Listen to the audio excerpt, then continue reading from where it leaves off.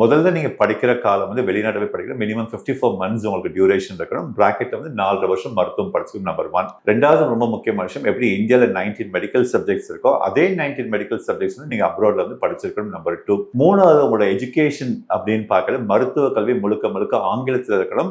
இது மூணாவது முக்கியமான விஷயம். நாலாவது, நீங்க எந்த நாட்டில் போய் மருத்துவம் படிக்கிறீங்களோ இல்லை எந்த யூனிவர்சிட்டி மருத்துவம் படிக்கிறோம் அந்த யூனிவர்சிட்டி மருத்துவ படிப்பு முடிஞ்சு அதுக்கப்புறம் ஒரு ஆண்டு அங்கே இன்டர்ன்ஷிப் பண்ணிக்கணும். இது 4வது விதிமுறை. 5வது ரொம்ப ரொம்ப முக்கியமான விஷயம், அந்த இன்டர்ன்ஷிப் அந்த யூனிவர்சிட்டி சொந்தமான ஒரு ஹாஸ்பிட்டல்லையோ அல்லது அந்த யூனிவர்சிட்டிக்கு ஒரு அட்டாச்சான ஹாஸ்பிட்டல் தான் வந்து இன்டர்ன்ஷிப் பண்ணிக்கணும். இது 5வது விதிமுறை.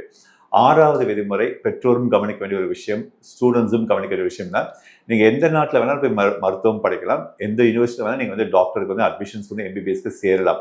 ஆனா 6வது விதிமுறையில் நீங்க படிக்கக்கூடிய நாட்டில் வந்து ரெஜிஸ்ட்ரேஷன் பண்ணிருக்கணும். உங்களோட படிப்பு முடிஞ்சதுக்கு அப்புறம் அப்படின்னா நீங்க வாங்கின டிகிரியை வந்து அங்க பதிவு பண்ணிக்கணும் அல்லது லைசன்ஸ் வாங்கிக்கணும். For call 94457 83333 99529 2233.